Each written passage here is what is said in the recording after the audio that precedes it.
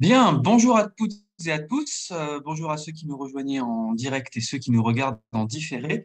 Et bienvenue dans ce nouveau Visio Café Sapiens. Ce matin, nous avons le plaisir, en tout cas, nous aurons le plaisir de nous intéresser à un sujet essentiel à la fois pour notre économie, mais aussi pour notre société, qui est la question du logement. Sujet qui a été malheureusement trop occupé pendant la dernière campagne présidentielle et qui se doit, en tout cas, au moins pendant la campagne législative et puis dans tout le temps politique qui suivra, d'être traité avec complexité, dans toute sa complexité, avec sérieux, et pour pouvoir enfin apporter des solutions extrêmement concrètes aux différents dysfonctionnements que ce secteur subit.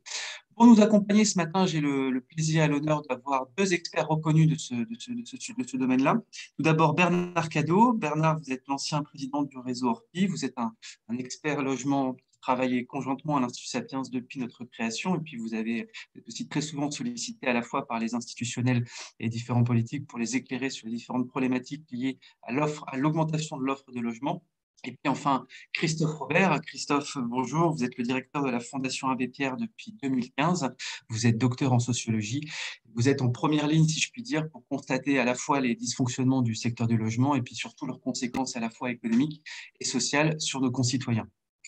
Avant de commencer avant de vous donner la parole et de commencer ce petit déjeuner, j'aimerais rappeler quelques grands chiffres liés justement au secteur du logement pour comprendre un petit peu son intérêt dans notre économie. Il faut savoir que le logement pèse pour environ 11% de notre PIB, donc c'est environ 270 milliards d'euros d'activité par an et représente 9% des emplois directement. Donc on est à peu près à 2,3 millions d'emplois.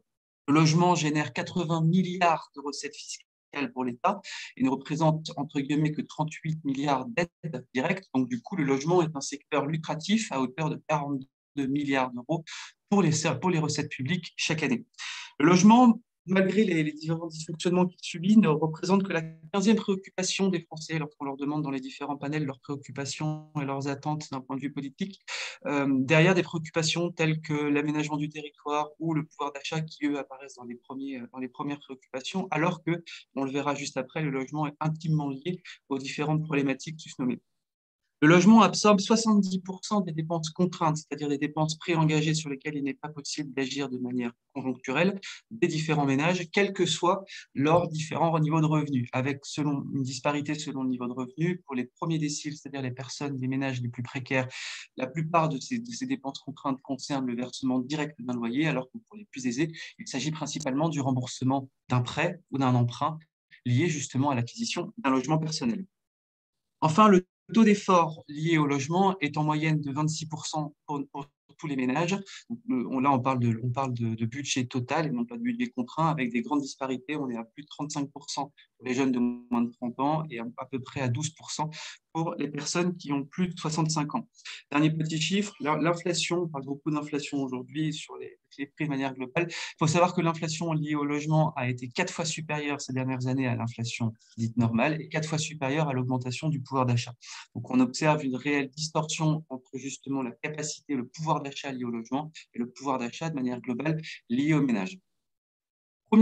Premier dysfonctionnement que j'aimerais évoquer avec vous ce matin, messieurs, Bernard et Christophe, c'est peut-être premier sujet le plus prégnant, le sujet le plus palpable, en tout cas celui qui est le plus observable à la fois dans les chiffres, à la fois de manière empirique, qui est la question du mal logement.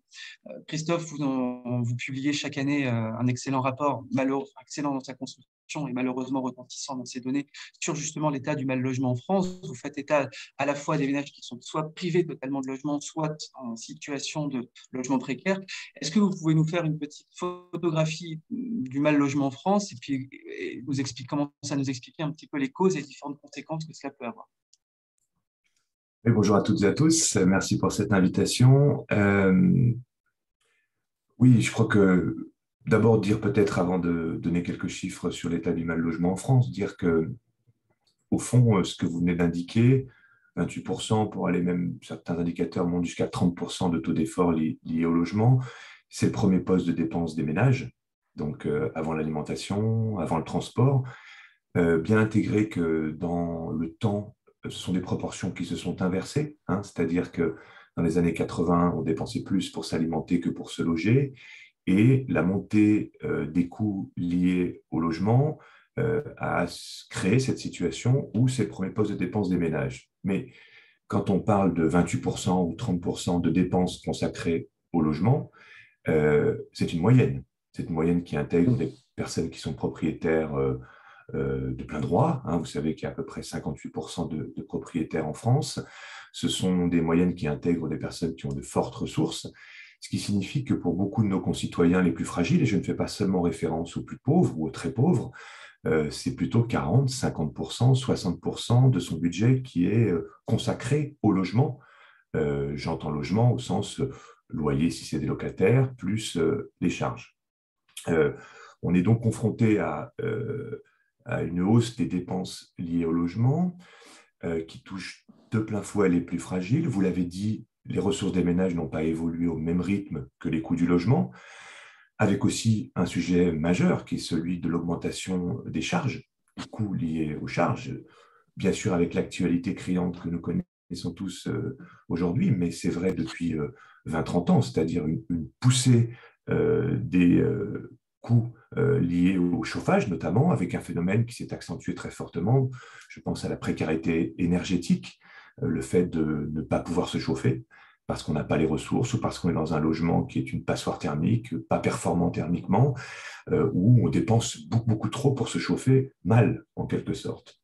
Donc, on est dans une situation assez paradoxale, et vous l'avez dit dans votre introduction, Erwan, c'est que premier poste de dépense des ménages, des conséquences qui sont liées au logement qui n'ont pas seulement, qui ne tiennent pas seulement au logement. Enfin, des mauvaises conditions de logement, c'est aussi un impact sur la santé. Hein, c'est le cas de la précarité énergétique ou de l'habitat indigne, des impacts aussi sur la scolarisation des enfants, sur la vie familiale.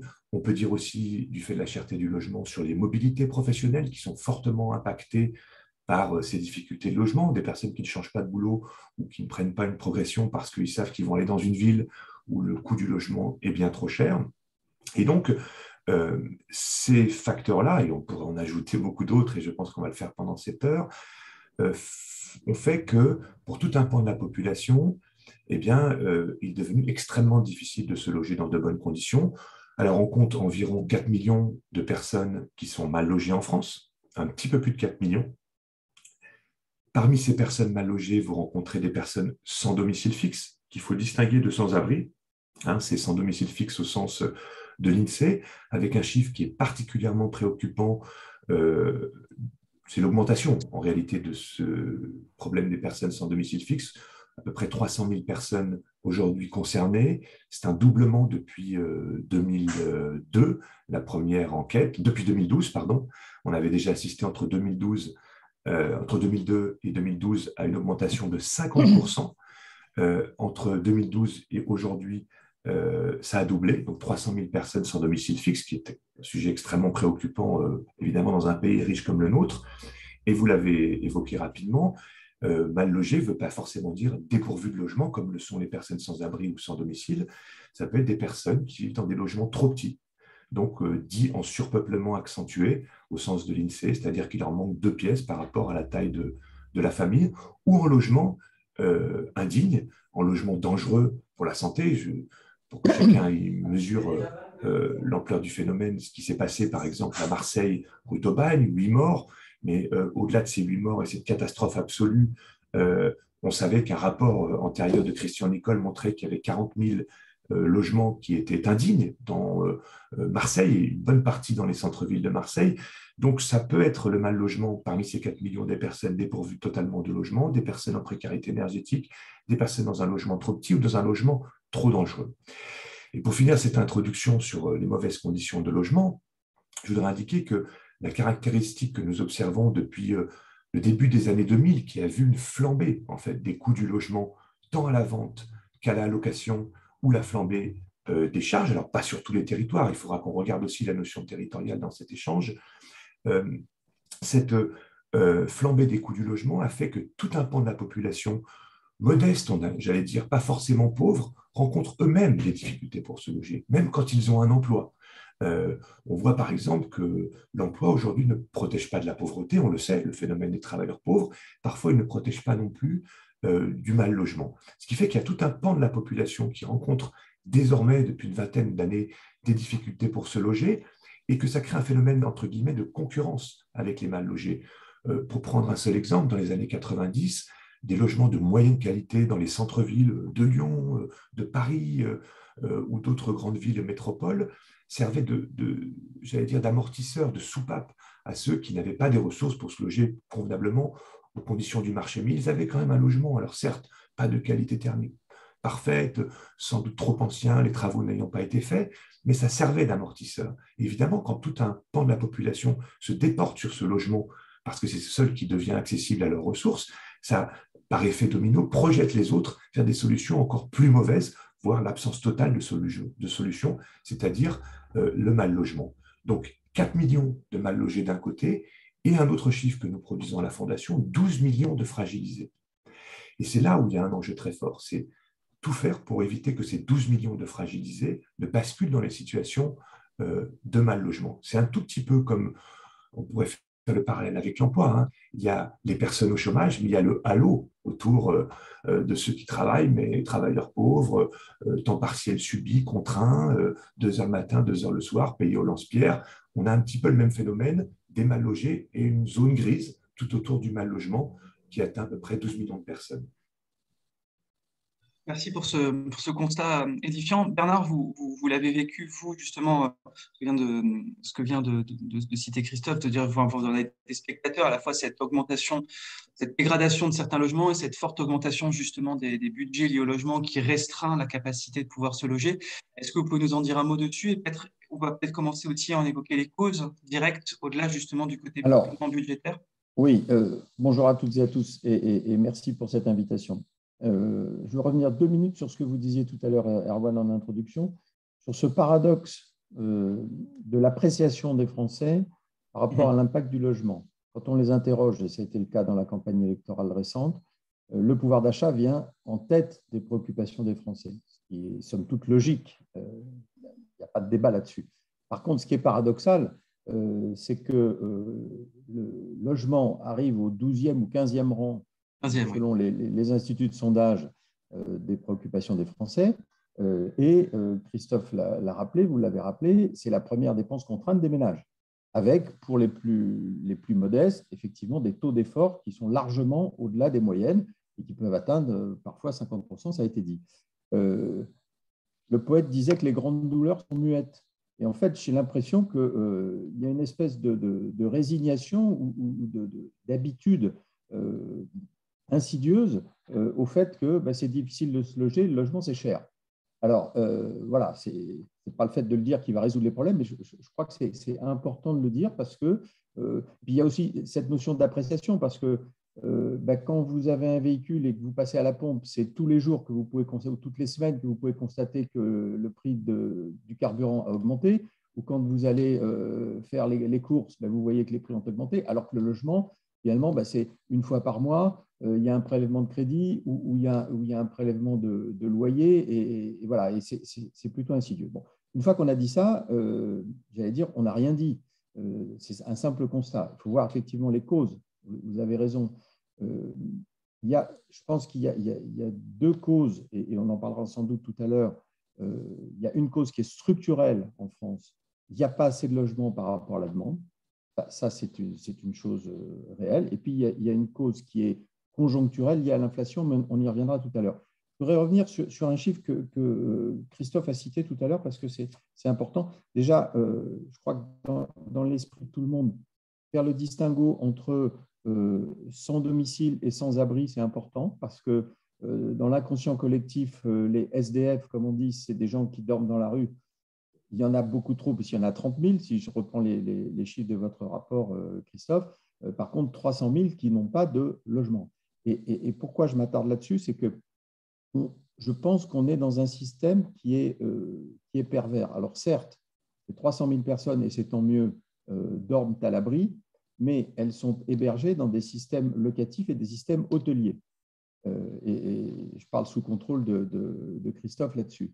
Or, ça a un coût, parce que c'est un budget important, et finalement, il n'y a pas de solution pérenne, parce que l'État, c'est-à-dire les impôts de tout le monde, servent à acheter des nuitées d'hôtel, et heureusement que ces gens-là, encore une fois, ne sont pas dans la rue. Mais je veux dire, c'est que le système en lui-même mériterait, à mon avis, d'être revu et réformé pour que il y ait quelque part des solutions pérennes d'accueil qui ne soient pas dans cette logique-là. Et je referme la parenthèse. Alors bien sûr, on va parler de beaucoup de chiffres ce matin, mais c'est quand même important. Très souvent, quand on pense logement, on pense construction de logement. C'est vrai qu'il y a un déficit de construction de logement, mais on pense, à mon avis, pas assez souvent à la rénovation du parc existant. La crise a parfois des vertus, c'est que ça pousse certains à imaginer des solutions. On parle notamment de la transformation de certains bureaux en logements, etc., etc. Pourquoi? Parce que, je l'évoquais tout à l'heure, il y a un problème structurel de manque de logement, donc une pression sur les prix. Et si on veut résoudre dans des délais raisonnables, c'est-à-dire de court terme, c'est par la rénovation de l'existant et par la transformation de locaux existants qu'on pourrait y arriver, pour une raison toute bête, c'est que construire un immeuble et le livrer à des occupants, c'est entre 4 et 5 ans aujourd'hui, compte tenu de toute la chaîne nécessaire à la construction d'un immeuble et à la livraison, alors que la rénovation d'un immeuble existant, ça peut prendre beaucoup moins de temps. Donc, je pense qu'il faut jouer sur les deux leviers. Et puis, je me suis penché pour préparer ce petit déjeuner, là, juste sur un chiffre. Il y a 37 millions de logements, ou 37,5 millions de logements, on ne sait pas trop en ce moment. Depuis 1982, ce stock a cru de 12 millions. Ça veut dire qu'en presque 40 ans, il a fallu presque 40 ans pour mettre 12 millions de logements de plus. Ça fait ça fait tout juste 300 000 logements par an, alors qu'on dit qu'il en faut presque le double par an. Donc, vous voyez qu'insidieusement, il y a un écart qui se crée et il y a un déficit qui se creuse en termes de logements mis, toutes catégories confondues, de logements mis à disposition des Français, et que on voit bien qu'on n'arrive pas, alors certes c'est une moyenne, mais on n'arrive pas à récupérer et à combler ce déficit-là. Et par définition, quand les gens ont besoin d'un logement, ils ont besoin d'un logement tout court, peu importe si c'est un logement social, un logement privé, ou un logement neuf ou ancien rénové. Il y a un vrai sujet. Et puis enfin, mais on va l'aborder, et Christophe l'a abordé, il y a un véritable enjeu sociétal sur la rénovation énergétique, et le volet logement est un des domaines les plus importants et qui peut avoir le plus d'impact sur cette bataille pour l'énergie et pour la transition énergétique. Merci Bernard. Sur la construction de logements, justement, c'est une solution qu'on entend très rapidement. J'ai l'impression, les quelques rares fois où le logement est cité comme une priorité politique ou dans les programmes, c'est uniquement pour dire il faut construire plus de logements. Alors 500 000, 400 000, 450 000, on a l'impression que c'est un petit peu effectivement une baguette magique, et ce serait du coup la seule solution qui serait pérenne. Quand on regarde la cruelle et froide réalité des chiffres, quand on regarde par exemple ce que nous dit le SDES, donc le service statistique du ministère du Logement, on nous estime que les besoins de construction de logements annuels sont environ, du fait de la démographie et des changements de statut maritaux, c'est évalué environ à 280 000 nouveaux logements par an. Le rythme de construction de logements selon l'INSEE, en tout cas depuis 1999, on est à 367 000 logements. Donc, d'un point de vue purement théorique, le rythme de construction serait normalement supérieur à la demande démographique. Mais alors moi je pense, excusez-moi Erwan, mais je pense que ces chiffres ils sont sous-évalués. Le besoin de logement, c'était justement ma question. Il est largement au-delà de 285 000. Vous avez évoqué les modes de vie. Christophe évoquait tout à l'heure les personnes qui certes sont logées, mais sont trop petitement logées et donc ont des mauvaises conditions de logement. Un autre phénomène tout simple, c'est le vieillissement de la population en bonne santé. Plus on va vivre vieux et en bonne santé, plus on gardera son logement. Donc, ça, mécaniquement, ça va créer des besoins, etc. Donc, ce chiffre-là, moi, je ne le cautionne pas. C'était justement la première question que vous anticipez. On est là-dessus. Donc, il y avait la question d'anticipation du chiffre, mais la deuxième question, c'est aussi la localisation des différents logements qui sont créés. On remarque qu'il y a à peu près 3 millions de logements qui sont vacants en France, c'est à peu près 8% du stock, et 60% justement de ces logements sont vacants dans des petites agglos de moins de 100 000 habitants. Donc on voit qu'il y a, et d'un autre côté, la commission Rebsamen nous apprend que la construction dans les zones tendues depuis 2015 environ a ralenti de 14%. Ma question que je vais vous poser, c'est au-delà justement des besoins démographiques qui sont peut-être sous-évalués, est-ce que vous ne pensez pas qu'il y a un problème aussi lié à la construction, c'est-à-dire qu'on ne construit pas, on ne construise pas là où on en a réellement besoin, c'est-à-dire dans les centres, dans les zones tendues, les zones d'activité, alors qu'on construit dans des zones où on n'en a absolument pas besoin, ce qui donne lieu des fois à des appartements absolument neufs, mais totalement vides. Oui, peut-être deux mots sur le débat en cours.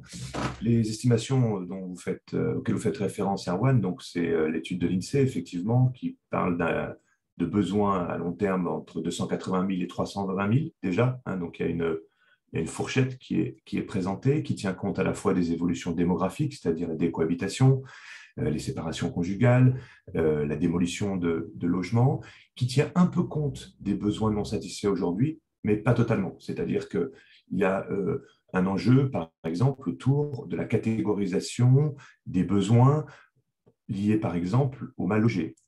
On a des discussions avec l'INSEE sur ce point, sur à partir de quand considère-t-on qu'il y a des besoins supplémentaires en fonction du surpeuplement. C'est-à-dire quel indicateur de surpeuplement considère-t-on, donc ça rejoint un élément évoqué par Bernard, à quel point considère-t-on que le surpeuplement est le témoin d'une insuffisance de logement. Donc, ensuite, ce besoin en logement, qui est estimé donc, entre 280 000 et 320 000 annuellement, on peut discuter aussi du rythme de résolution du problème, c'est-à-dire combien de temps se donne-t-on pour rattraper les retards et donc pour régler une partie des conséquences de l'insuffisance de production de ces dernières décennies. Donc, ça peut se discuter, même si je pense que l'étude, elle est fiable, mais effectivement, tout dépend de ce que l'on veut faire, quelle ambition on se donne. On pourra discuter de la même chose en ce qui concerne la rénovation thermique des logements. On peut se dire, on met 30 ans pour rénover les 4,8 millions de passoires thermiques. Bon, bah, certes, sauf que pendant ce temps-là, les gens dépensent trop pour se chauffer. Pendant ce temps-là, on a des émissions de gaz à effet de serre qui sont extrêmement problématiques pour le climat. Bref, vous voyez, donc il peut y avoir du débat autour de ce sujet. Mais effectivement, l'enjeu est surtout de savoir quel logement on construit, à quel niveau de sortie de loyer ou de vente, et où les construit-on. Donc, le premier sujet, nous avons par exemple mené des études sur une douzaine d'agglomérations les plus importantes pour regarder quel type de logement sortait de terre en locatif, en accession, en locatif privé, en locatif social et en accession, et quelle était la réalité des ressources des ménages sur le marché. Parce que les difficultés dont on parle, elles sont notamment liées, en dehors du mal logement, à ceux qui vont se projeter sur le marché. Et c'est là où on va se confronter à des prix qui sont complètement décalés par rapport aux ressources. Eh bien, figurez-vous que quand vous faites cette analyse de mise en adéquation donc des logements qui sortent de terre dans des territoires et des ressources des ménages de ce territoire, vous vous apercevez qu'en réalité, pour 90% des ménages, il est impossible d'accéder à la propriété en tant que primo-accédant. Il est impossible de se loger dans le locatif privé avec une taille de logement qui soit adaptée sans même penser le fait d'être extrêmement loin, par exemple, de son lieu de travail, ce qui est une soupape, en fait, un amortisseur de crise pour beaucoup. Je cherche près de mon lieu de travail, je m'éloigne un petit peu et parfois je m'éloigne beaucoup, beaucoup, avec toutes les conséquences que ça peut avoir sur les trajets domicile-travail, sur l'impact sur les embouteillages, sur la fatigue des ménages, bref. Donc, du coup, il y a un enjeu très, très fort autour de savoir que construit-on, pour qui et où. Et donc, quand on regarde ça, et on regarde ça nous depuis une quinzaine d'années, il y a un décalage considérable. Pourquoi? Parce que finalement, en dehors du logement social, et une toute petite partie de l'accession aidée à la propriété, l'accession sociale, quand je dis sociale, ce n'est pas pour les plus pauvres, hein, c'est pour les catégories modestes, les classes moyennes inférieures, en dehors d'une partie, donc logement social ou accession aidée, le reste, c'est du business, c'est un marché. Et en réalité, tant qu'il y a des personnes qui achètent ou qui louent à ces prix-là, tant qu'on trouve preneur, on n'est pas dans la recherche de l'adéquation entre la capacité des ménages et la production. Et ça, c'est un sujet qui est extrêmement important. Sur la question du logement vacant, écoutez, oui, il y a 3 millions de logements vacants. C'est effectivement les indicateurs de l'INSEE.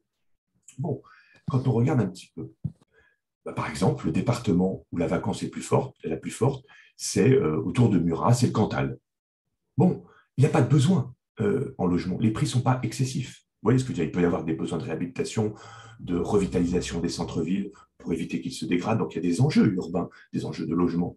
Mais ce n'est pas là qu'on ira capter suffisamment de logements. Donc, l'idée de dire, je ne sais pas, moi, il y a 4 millions de mal logés, 3 millions de logements vacants, est comment dire, est un croisement qui n'a aucun sens. En revanche, je suis d'accord. sur ce sujet-là, on peut regarder quand même, il y a des travaux du ministère du Logement qui sont tout à fait intéressants, qui ont regardé les logements vacants dans les secteurs où la demande est forte, qui n'ont pas été mis sur le marché depuis 1 an ou 2 ans, nanana, qui sont en état d'être loués, parce que beaucoup de logements vacants nécessitent des travaux tels qu'ils ne peuvent pas être loués en l'état, ou une partie de ces 3 millions sont en vacances frictionnelles, c'est-à-dire qu'ils sont en train d'être mis sur le marché. Mais si on met tout ça dans la balance et qu'on regarde ce qui pourrait être immédiatement mis à disposition, c'est plutôt 100 000 à 200 000 logements dans des endroits bien situés qui peuvent être mobilisés. Donc, il faut utiliser des outils pour les mettre sur le marché, mais ce chiffre-là n'est pas un bon indicateur pour nous laisser entendre qu'il n'y aurait pas de politique publique adaptée en dehors des 200 000, peut-être 300 000 si on élargissait un petit peu le sujet. Oui, je crois que Christophe a tout à fait raison de souligner ça, parce que c'est vrai que les chiffres, on peut parfois leur faire dire des choses contradictoires. Les 3 millions de logements vacants, ce n'est pas des gens qui font de la rétention de logements à des fins, par exemple, spéculatives. Il y a des sujets qui sont techniques, par exemple des successions ou des divorces qui sont complexes et qui font qu'au milieu, il y a un parc immobilier qui est potentiellement disponible. Beaucoup de choses à rénover, effectivement, avec la loi climat résilience qui va là aussi avoir un impact, puisque à horizon de 2025, vous le savez, beaucoup de logements, plusieurs millions, selon les estimations de logements, ne seront plus louables en termes de normes qui seront applicables. Donc cette notion de logement vacant, effectivement 200 ou 300 000 à mettre rapidement sur le parc disponible, c'est sans doute vrai. Je voulais rappeler quand même qu'il y a beaucoup de villes, petites ou moyennes, qui, avec le Covid, ont attiré beaucoup de gens qui venaient de grands centres urbains, dans lesquels il y a des gisements de logements et qui ne sont pas à construire, mais qui existent déjà, qui ne trouvaient pas preneur il y a quelques années et qu'il faudra sans doute rénover, mais qui sont à des prix abordables. Et puis aussi, rappel, c'est que chaque fois qu'on construit un programme de logement, alors selon la taille des communes dans lesquelles c'est construit, bien sûr, il y a la loi SRU qui impose un quota de logements sociaux. Donc, ce n'est pas 100% de construction hors logements sociaux, il y a ce mix, effectivement. Mais on bute toujours sur la même chose. Il faut suffisamment de logements là où les gens vivent. Et puis, je voudrais rappeler aussi, c'est passé presque inaperçu, c'est passé presque sous les radars, mais récemment, un dossier de crédit a été refusé par une banque au motif que l'emprunteur habitait trop loin de son travail et que l'impact, donc transport, et j'imagine que c'était en zone rurale et qu'il y avait l'impact véhicule et carburant, et pas l'impact du pass Navigo francilien, mais quand même, c'est un signe aussi de cette difficulté-là pour certaines personnes d'accéder et de pouvoir construire qu'on appelle un parcours résidentiel, qui soit un parcours résidentiel, je dirais, vertueux et dynamique. Et concrètement, pour tirer un peu le fil de cette réflexion-là, comment est-ce qu'on pourrait construire ce parcours de... Parce que je sens bien qu'il y a effectivement une réflexion de vous deux là-dessus pour essayer de justement développer des nouveaux outils là-dessus. Quels pourraient être les outils qu'on pourrait développer pour créer Bon, justement ce parcours-là? je ne sais pas quels outils, enfin peut-être Christophe les a-t-il, moi je n'ai pas une liste précise. Il y a un sujet sur lequel on a eu l'occasion de débattre et qu'on a eu l'occasion d'évoquer, c'est le hiatus entre le temps long d'une politique globale du logement et le temps court qui est dévolu aux politiques qui prennent les décisions. Un quinquennat, c'est 5 ans. Hein. Et on sait très bien que techniquement, pour rééquilibrer tout ça et remettre les logements là où il faut, rénover, etc., relever le défi énergétique, eh bien, il faut beaucoup plus que 5 ans. Donc moi, je suis partisan que là, on attend dans les heures qui viennent un prochain gouvernement, et puis il va y avoir les élections législatives à suivre, et donc, j'allais dire, un gouvernement opérationnel à la fin du mois de juin.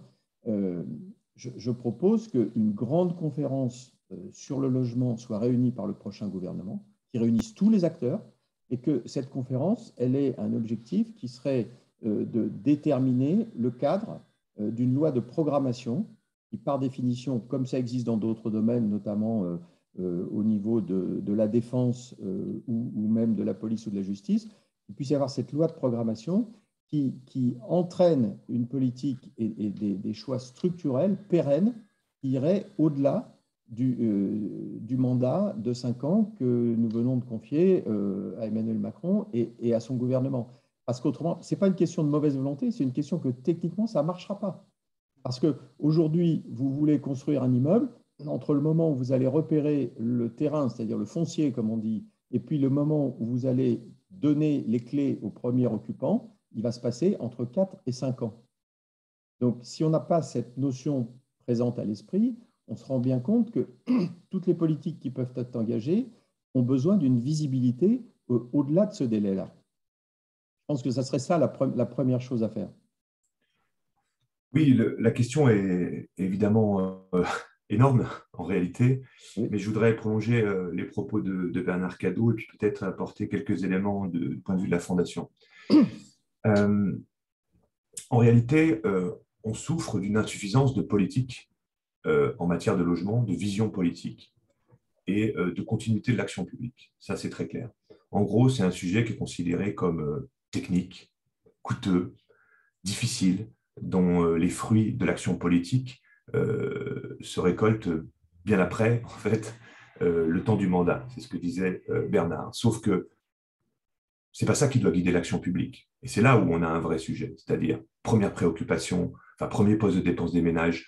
On peut discuter parce que sur le pouvoir d'achat, en fait, il est au centre, mais peu de nos concitoyens ont conscience qu'il pourrait y avoir d'autres façons d'agir dans les politiques du logement. D'autres pays font autrement sur un certain nombre de sujets qu'on est en train d'évoquer.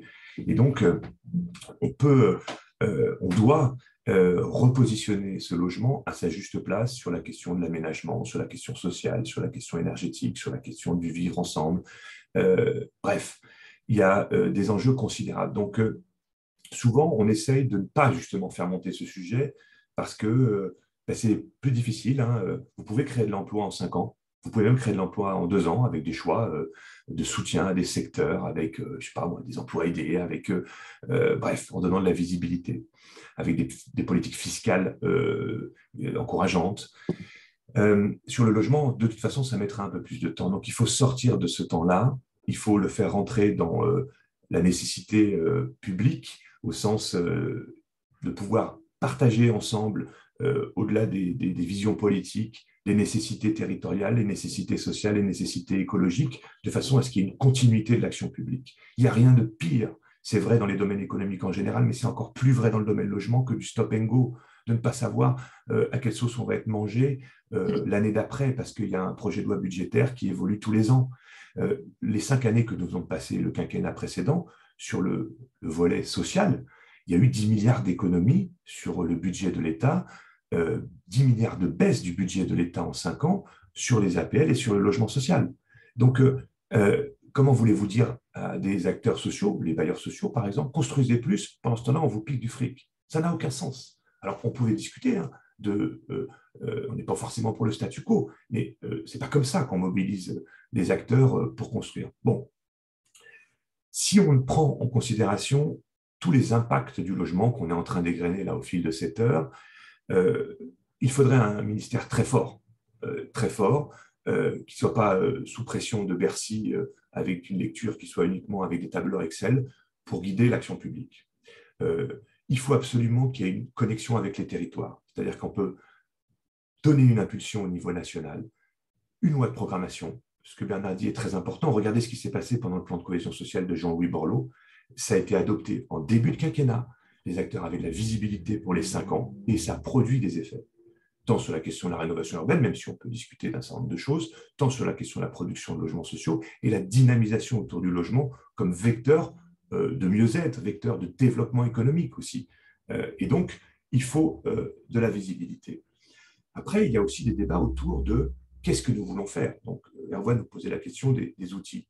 Quand on regarde les métropoles qui ont réussi à faire des choses, c'est-à-dire à diversifier le logement sur leur territoire, à créer plus de logements sociaux, à favoriser l'accession sociale à la propriété, à faire des rééquilibrages entre les quartiers, hein, où il y avait une concentration de l'offre de logements à bas loyer disponible par rapport à d'autres qui s'enfermaient entre riches. Bref, c'est ceux qui ont eu une vision du territoire, qui ont fait des réserves foncières et puis qui ont dit à un moment, ben, vous ne faites pas n'importe quoi, vous les acteurs économiques. On va penser avec vous comment, quelle ville nous voulons demain pour notre ville, pour notre métropole. Et ils ont construit sur 5, 10, 15, 20 ans, c'est ce que disait Bernard, une autre vision de la place du logement et de l'habitat sur leur territoire. Et puis, à un moment, ils ont laissé faire les acteurs économiques. Sur certains territoires, ils ont dit non, mais là, ça part en vrille, et donc il faut cadrer les choses sur les loyers. On peut avoir sur les loyers excessifs ou sur on réserve telle réserve foncière à telle production d'équipements de logements ou d'équipements publics, crèches, écoles, en lien avec la question des transports, pour réduire effectivement les temps de trajet domicile-travail, pour créer la diversité par l'habitat, de façon à ce qu'il y ait une diversité du peuplement de l'agglomération dans toutes les parties du territoire. Alors, je ne dis pas qu'il y a des exemples idylliques, mais ceux qui se sont collés à la question pendant plusieurs décennies, en faisant du logement un vecteur de développement du territoire, du développement social, mais aussi du développement économique, ont réussi à faire cela. Mais vous voyez bien que c'est à l'échelle des politiques locales. Donc il faut repenser aussi la relation entre l'État qui va impulser avec des outils de production, avec du foncier public qui va être mis à disposition, avec des aides à la construction de logements sociaux ou avec des législations qui vont nous aider à plus rénover ou à plus réguler un certain nombre de marchés lorsque c'est nécessaire, pas partout, eh bien, connecter avec les politiques locales qui vont se saisir de ces enjeux-là. Et c'est pour ça aussi que nous avons, de notre point de vue, nous pensons que territorialement, beaucoup de nos concitoyens ont conscience de cette question du logement. Et que si on allait vers, par exemple, vous savez que depuis une vingtaine d'années, les métropoles, les intercommunalités ont pris des compétences dans le domaine du logement de façon de plus en plus importante. À terme, il faudra qu'il y ait l'élection au suffrage universel de ces présidents de métropole pour qu'il y ait du débat public aussi et que les citoyens d'un territoire donné se saisissent aussi de la question et qu'il puisse y avoir du débat autour de l'importance du logement dans leur territoire.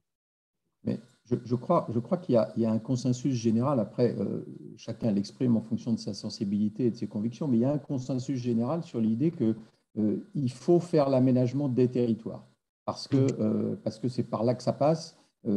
Erwan l'évoquait tout à l'heure en préambule. Quand on construit et quand on aménage sur les territoires, on crée du PIB vertueux, c'est-à-dire on crée de la richesse vertueuse parce qu'on crée de l'emploi local, on crée un ancrage local. Ça peut être la redynamisation de certains centres-villes, il n'y a pas que les métropoles. Donc ce sujet d'aménagement des territoires, je pense que c'est un sujet dont la préoccupation est vraiment partagée, bon, modulo la façon de l'exprimer et la façon de le faire. Il y a aussi des actions de court terme quand même. On ne l'a pas évoqué ou on l'a évoqué en filigrane, la mixité sociale. Parce que la mixité sociale, pour moi, ce n'est pas seulement des quartiers où il y a à côté des logements privés, des logements sociaux et ainsi de suite. C'est une forme de mixité, mais il y a une autre forme de mixité, parce que c'est un sujet qui revient assez souvent. C'est comment est-ce que dans le parc social, on peut créer une rotation vertueuse et proposer l'acquisition de certains de ces logements, pourquoi pas à d'anciens locataires, dans des conditions à définir, qui créent aussi une forme de mixité entre, dans un même immeuble, des propriétaires et des locataires. Donc, il peut y avoir des solutions de court terme. En volume, ce n'est sans doute pas suffisant pour combler tout ce déficit. Mais je suis convaincu que c'est l'addition de différents facteurs et de différents éléments qui donnera la solution. Ce n'est pas mono-solution, parce que ça n'existe pas. Ou alors, s'il y avait une baguette magique, on le saurait, quoi. D'où l'intérêt d'avoir effectivement, je note cette proposition, d'avoir une grande conférence dans les tout premiers jours de la nouvelle législature, rassemblant tous les acteurs Je pense que de la chaîne du logement. ça enverrait un bon signal, et Christophe l'a évoqué également, autre façon d'envoyer un bon signal, c'est un grand ministère du logement qui est une compétence transverse, parce que on l'a vu et on l'a évoqué aussi depuis tout à l'heure, le logement, ce n'est pas que le logement, ce sont d'autres domaines, notamment l'énergie, enfin, etc., la construction, bref. Donc, il y a, oui, Alors, je ne sais pas à combien de temps on est là de notre… Il nous reste une petite vingtaine de minutes et deux petites questions Bon. encore à voir Parce avec que je vous. pense que la rénovation énergétique, c'est un sujet important. Tout à fait. C'était mon avant-dernière question. Ouais, juste si vous permettez, Bien sûr. quand même, par rapport à ce qu'on vient d'évoquer, si le politique ne se saisit pas de la question, on va continuer à s'enfoncer dans le mur sur cette question du logement, comme on le décrit avec Bernard depuis longtemps, enfin aujourd'hui, mais pas seulement. Donc, je prends juste, et je ne fais pas de polémique politique, la stratégie du précédent quinquennat, c'était on va faire un choc de l'offre. On va produire beaucoup, beaucoup pour faire baisser les prix. Bon, on a eu une production en baisse, globalement, notamment dans les territoires où il y en a besoin, et Erwan, vous le disiez tout à l'heure, on a eu une baisse du logement social pour les raisons que j'évoquais tout à l'heure, hein, des coupes très, très importantes, comme on n'en a jamais connu sur la capacité donnée aux bailleurs sociaux de produire, même si ça n'a pas mis à mal le modèle économique du logement social, ça ne l'a pas boosté, ça l'a plutôt fragilisé. Donc, je prends un autre exemple, le plan de relance du gouvernement précédent. Rien sur la production de logement. Il y a eu 500 millions d'euros sur la rénovation dans le parc social, c'était bien, mais rien sur la production. C'est-à-dire que quand on réfléchit, même quand on réfléchissait pour relancer l'économie en France, cette question du logement neuf n'a pas du tout été intégrée. C'est-à-dire qu'elle n'est pas du tout dans la pensée. Ou alors elle est dans la pensée, elle est évacuée, mais on a un problème politique. Donc après, sur les outils techniques, ce n'est pas en une heure qu'on peut rentrer dans le détail de la manière de capter le foncier, sur la TFPB, sur le foncier fléché, sur la réduction de loyer de solidarité, sur les APL. On pourrait discuter, ou évidemment sur le logement très social, comment faire sortir les personnes sans domicile fixe de leur situation. Bernard le disait rapidement tout à l'heure. Vous savez, on recourt à l'hôtel social qui est très coûteux pour la collectivité et insatisfaisant pour les gens parce qu'il n'y a pas d'offre disponible 4 milliards, hein, c'est 4 milliards par an. Un peu moins. Un peu moins. On est monté progressivement de 1 à 2 et plus de 2 milliards, quasiment 3 milliards, mais pendant la crise Covid.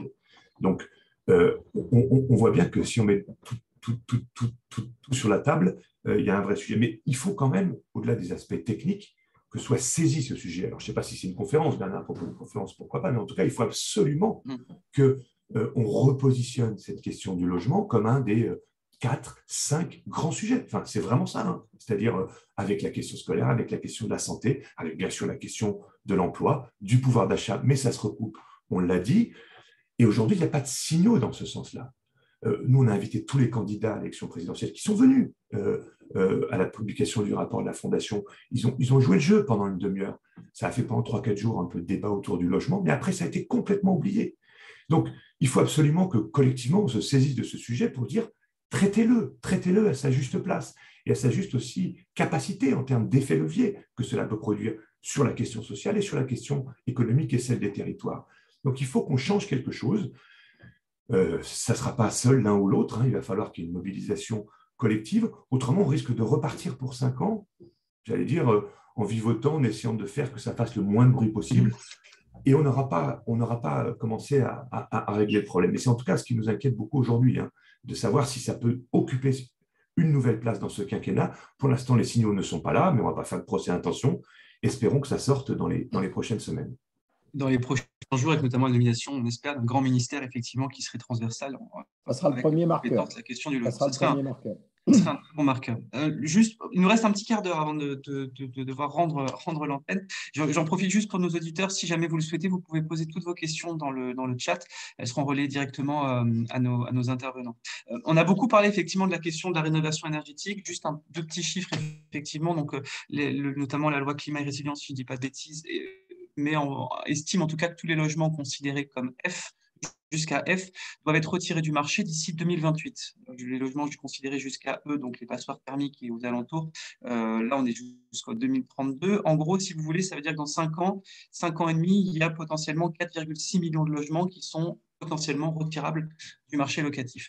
Le rapport Sichel, qui a été publié lié à la Cour des comptes dernièrement, estime le besoin de rénovation à 190 milliards d'euros pour justement ces logements-là. On est aux alentours de 35-40 000 euros de coût par logement. Comment est-ce qu'on fait justement pour opérer cette rénovation? Est-ce que ça doit être une politique publique et donc du coup un quoi qu'il en coûte global, macro, ou alors est-ce qu'il faut mettre à disposition, en tout cas à contribution, la plupart des acteurs, des propriétaires, voire des locataires, avec des fois on voit certains ajustements, le fait de changer une toute petite pompe à chaleur ou le Alors, fait de changer, avant, de classe. Je vous écoute, Bernard. Erwan, avant d'essayer de voir comment, Oui. juste deux chiffres. Vous l'avez évoqué, donc, dans les diagnostics de performance énergétique des logements, qui, je rappelle, sont obligatoires à la fois quand on loue et quand on vend son logement, ce qui est naturel puisque ça crée de la transparence.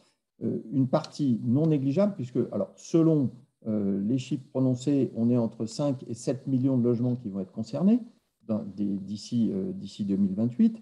Le président Macron dit dans son programme, je veux rénover 700 000 logements par an, ce qui est beaucoup.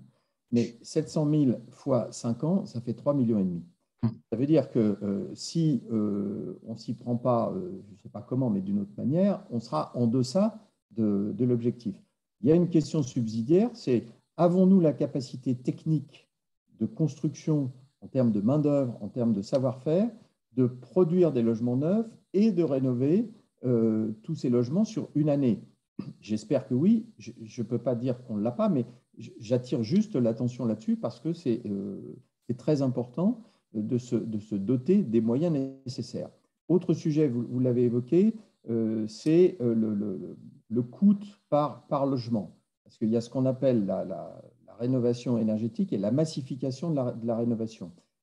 MaPrimeRénov', c'est un dispositif qui est intéressant et qui est vertueux. Il y a eu de nombreux dossiers qui ont été agréés, mais le ticket moyen par dossier est en deçà de 5 000 euros.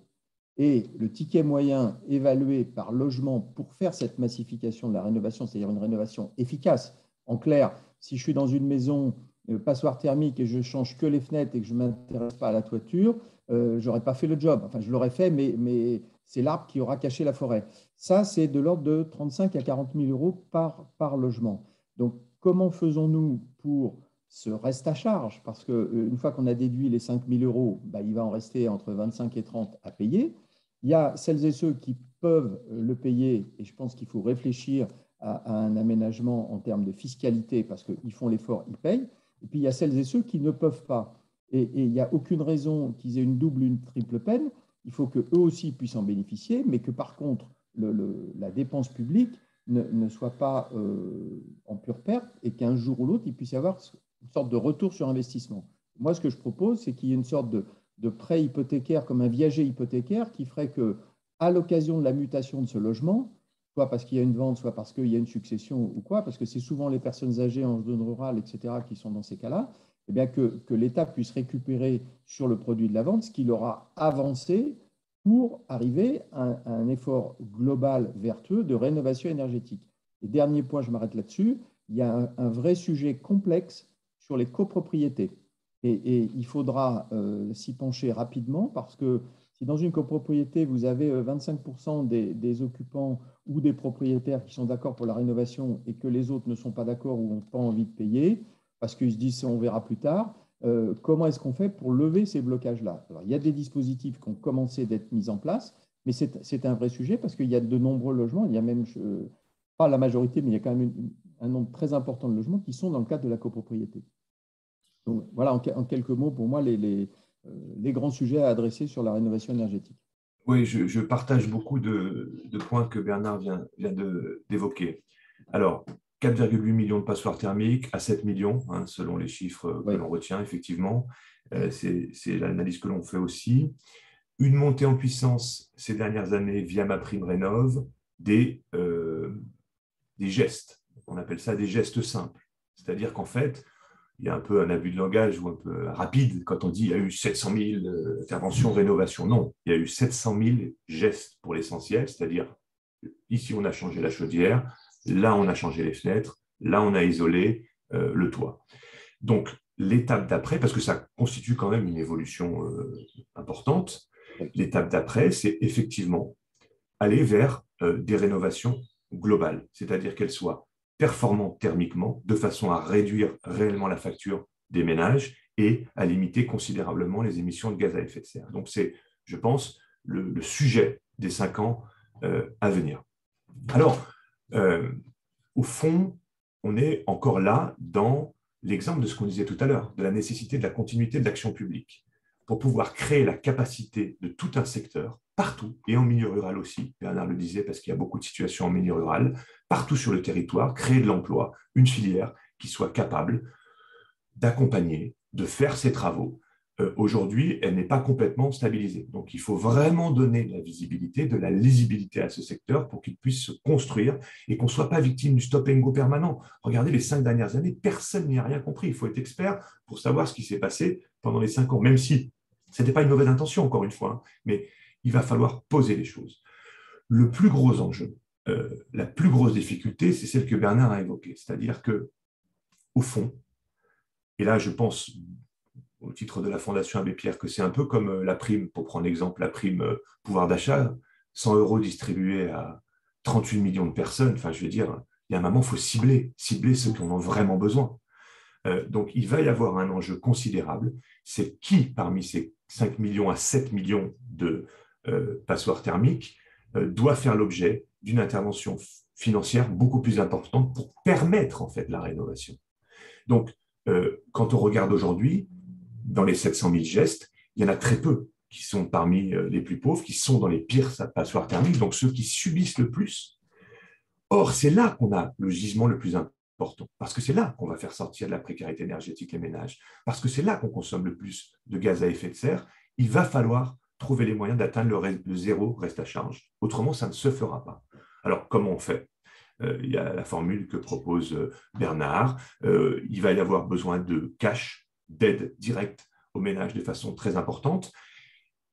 Et je crois qu'on sera dans l'efficacité. C'est-à-dire que nous intervenons financièrement, la Fondation, pour aider des pauvres, des ménages pauvres, notamment âgés, souvent en milieu rural, pour rénover leurs passoires. Mais les rénover de manière performante. Ça donne vraiment des résultats très, très importants en termes de gain de pouvoir d'achat pour les ménages, d'amélioration des conditions de vie. Donc, il y a là un sujet, il y a plusieurs mécanismes qui peuvent être envisagés, techniques, fiscaux. Donc, il va falloir inciter ceux qui ont des ressources à le faire, les aider un peu, aider beaucoup, beaucoup ceux qui n'arrivent pas à le faire. Ensuite, le sujet de l'interdiction, il est compliqué, hein, on en a bien conscience à la Fondation, mais qu'est-ce qui se passe ? Vous pouvez inciter des propriétaires occupants à rénover leur logement, en les aidant s'ils n'ont pas les ressources, c'est ce qu'on est en train de dire. Mais on voyait une difficulté majeure. Quand on est dans des passoires thermiques, vous êtes locataire. Le propriétaire n'est pas tellement intéressé finalement à rénover parce que ce n'est pas lui qui paye les charges. Alors, il peut valoriser son bien, il peut améliorer son bien, et ce n'est pas une critique. Mais c'est vrai qu'il y a une différence d'appréciation. Donc, il faut trouver les moyens d'accompagner, à côté de ces interdictions, les ménages pour permettre cette rénovation thermique. Puis enfin, je pense qu'on a dit qu'il fallait un secteur économique, qu'il allait falloir des aides qui soient ciblées, développer des nouveaux outils techniques, fiscaux ou incitatifs ou financiers, comme l'évoquait Bernard, mais il va falloir aussi accompagner les ménages. Il y a là une complexité très importante. Donc, il y a un service public de l'énergie qui est en train de se mettre en place. Nous, on a mené une enquête il y a quelques mois à l'aveugle pour voir les conseils qui étaient prodigués. En fait, nous n'avons pas encore la capacité d'accompagner dans chaque territoire l'ensemble des ménages dans ces montages qui sont complexes sur les aides publiques qui devaient apporter de divers horizons. Donc, il va falloir faire monter en puissance aussi tout ce dispositif d'accompagnement. Il est en train d'être installé, mais il va falloir le renforcer parce qu'autrement, ça ne se fera pas non plus. Enfin, essayez d'aller voir comment vous pouvez financer votre projet de rénovation. Vous allez vous rendre compte que c'est une complexité inouïe. Donc, il va falloir aussi accompagner les ménages dans ce domaine-là. On en revient à une autre idée qui m'est chère, c'est celle du guichet unique. Il faut qu'il y ait un point d'accès et un seul à l'information, parce que ça me paraît... Juste un mot. Je pense que les mentalités ont très largement évolué et les bailleurs sont parfaitement conscients qu'il faut qu'ils entretiennent leur patrimoine parce que c'est leur intérêt et ils ont envie d'avoir des relations pérennes avec leurs locataires. Je pense quand même que, bien sûr, il y a eu la méthode consistant à dire à telle date, le couperet va tomber et voilà, parce que ça peut créer un électrochoc. Techniquement, je ne vois pas comment on échapperait à édulcorer un petit peu ce délai. Parce que soit les chiffres ne diront pas la vérité du terrain, soit on n'y arrivera pas. Hein. C'est juste ça. Il ne s'agit pas de dire on repousse les choses et c'est la patate chaude. Voilà, non. Mais je pense qu'il faudra songer peut-être à assouplir un petit peu le délai, voir comment, parce que c'est un délai qui est très court. Pour finir pour finir ce petit déjeuner, on a quelques petites questions. Notamment, on reste dans le domaine de l'écologie avec une question de Françoise qui nous pose du coup la question de l'impact écologique de la construction de logements neufs. Elle demande aussi quid de la réquisition des logements vides et de l'encadrement des loyers.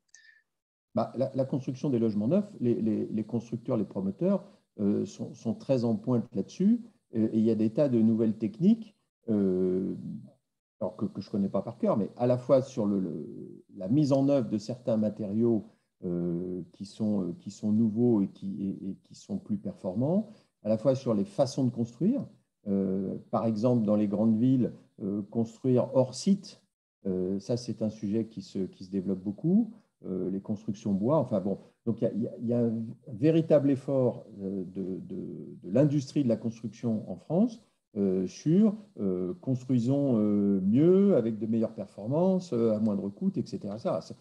Je pense que là-dessus, il n'y a pas trop d'inquiétude à avoir. Et puis, il y a aussi l'exigence des élus locaux, parce que ce sont eux qui délivrent les permis et qui, le plus souvent, qui tout le temps veulent justement que dans leur ville, vous savez, qui sont traumatisés par la délivrance des permis de construire, parce qu'on dit qu'un maire bâtisseur, c'est un maire battu. Bon, donc, ils font très attention à la qualité des constructions qui sont autorisées dans leur commune. Et je pense que dans le logement social, c'est la même chose. Effectivement, on observe de plus en plus d'acteurs vertueux, notamment avec des matériaux qui captent le CO2 lors d'un émettre. Effectivement, c'est Les bâtiments zéro émission, les choses comme ça. Enfin, bon. Et du coup, sur la deuxième partie de la question, je pense que c'était plutôt dirigé vers vous, Christophe, en 1 minute. Du coup, quid de donc la réquisition des logements vides, donc ça, on en a parlé un petit peu avant, et de l'encadrement des loyers. On voit que c'est effectivement un outil qui est de plus en plus utilisé par certains politiques avec beaucoup d'effets de bord et d'effets pervers qui peuvent, notamment sur la mise sur le marché. Vous avez pu observer justement certains effets directs de ces mesures-là? Alors, on a surtout observé les résistances qu'il y avait dans ce pays à pouvoir penser des modes de régulation, pour être très franc, puisque vous me posez la question. Donc, peu de recul aujourd'hui, une année de recul quand même sur la première mise en application à Paris, qui a montré, l'observatoire montrait qu'il y avait eu une baisse relative. En fait, l'outil tel qu'il est conçu aujourd'hui en France permet uniquement de faire baisser les loyers excessifs. C'est-à-dire qu'en gros, on détermine un loyer médian par quartier, par zone, même à l'intérieur d'un quartier. On rajoute 20% à ce loyer médian et on dit tous les logements, les loyers qui sont au-dessus doivent se mettre au niveau du loyer médian, plus 20%, sauf exception, parce qu'on aurait un bien exceptionnel. Cet encadrement tel qu'il a été conçu par le législateur a été bien malmené, en fait. Il y a eu beaucoup d'attaques, etc. Donc, ça commence à se mettre en place de manière expérimentale, puisque c'est le choix du gouvernement précédent, de dire on peut candidater un certain nombre de territoires seulement, parce qu'ils témoignent d'un certain nombre d'indicateurs de tension sur le marché, peuvent candidater à cet encadrement de façon expérimentale. L'expérimentation a été repoussée. Nous pensons que c'est nécessaire, pas partout, qu'il y a un moment, il y a des territoires, vous voyez, une ville comme Paris, je pense que ça ne s'arrêtera jamais. Enfin, c'est ce qu'on constate. Moi, depuis 20 ans que je travaille sur ces sujets, on me dit que ça va s'autoréguler tout ça. Ça va s'autoréguler entre l'offre et la demande, entre la capacité des ménages. Bon, écoutez, manifestement, ça ne s'autorégule pas. Il y a des pays en Suisse, en Allemagne, où il y a des discussions qui s'opèrent entre les acteurs de la production, les agences immobilières et les représentants des locataires. On définit les bons prix. Je pense qu'il faut aller dans ce sens-là pour essayer de calmer un peu le jeu, notamment dans les secteurs tendus. Alors évidemment, pas partout, ça n'a pas de sens de le faire partout, mais le législateur initialement avait prévu que ça puisse se faire dans les 28 agglomérations qui sont soumises, vous savez, à la taxe sur le logement vacant, ce qu'on évoquait tout à l'heure, c'est-à-dire là où c'est tendu, ça représentait à peu près 1000 communes, ça nous semble le bon périmètre pour réfléchir. Pour l'instant, c'est une expérimentation, on va regarder ce que ça donne, on va observer. Je ne suis pas sûr que ça retire beaucoup d'investisseurs, pour être très franc, ça reste des investissements qui sont quand même très rentables, surtout tel qu'il est conçu aujourd'hui dans les modalités d'encadrement qui sont prévues en France. Non, moi, j'ai une nuance. S'il y a une grosse nuance entre nous deux, ça va être sur ce sujet-là. Mais non, parce qu'en fait, je pense que tant qu'on n'a pas parce que les pays que vous évoquez, Christophe, la Suisse ou l'Allemagne, il y a une quasi-parité entre l'offre et la demande. Donc, la notion d'encadrement, elle peut avoir une justification. Tant qu'on est dans cette logique de déséquilibre, c'est compliqué. Et n'oublions pas que Paris, ce n'est pas la France, et qu'il y a beaucoup de petits propriétaires privés des bailleurs à qui ce dispositif peut faire peur. Et l'investissement, c'est de la confiance. Donc, si on enlève, on a largement expliqué qu'on manquait beaucoup de logements, si on enlève encore cette frange de population qui est en capacité d'apporter sur le marché de la location des biens supplémentaires parce qu'ils auraient peur ou ils ont peur de l'encadrement des loyers, attention à cet effet psychologique et un mauvais signal qui soit envoyé. Après, si on arrive à une forme de parité, ma foi, pourquoi pas. N'oublions pas quand même que l'intérêt d'un bailleur, c'est de toucher régulièrement son loyer et de ne pas avoir de conflit avec son locataire. Et une des bonnes manières de ne pas avoir de conflit avec son locataire, c'est d'être à un prix raisonnable de marché. Bien qu'il y ait des sujets, cher Bernard, où on ne soit pas complètement tout à fait d'accord. Non, mais bon. Mais effectivement, je ne partage pas. Il faudra qu'on prolonge cet échange autour de l'encadrement. Avec grand plaisir, avec grand plaisir. Mais merci, messieurs, en tout cas, pour ce temps d'échange. J'avais encore plein d'autres questions dans le chat, notamment sur le logement intermédiaire, sur les freins liés à la copropriété, sur les frais de notaire aussi, oui. Des MTO. Qui, on peut faire plein de petits déjeuners, même des déjeuners et des dîners autour de ça, il n'y a pas de problème. L'invitation est lancée. En tout cas, merci beaucoup pour toutes vos propositions extrêmement concrètes qui, à mon avis, permettront d'alimenter le ou la future ministre du Logement qui devrait être nommée dans les prochaines heures. Et en tout cas, comptez sur nous pour justement pousser les différentes solutions. Merci à vous pour cette invitation. Merci beaucoup. Merci à tous. Et ravi, Christophe, de cet échange. Également, merci pour l'invitation. Bonne journée à tous.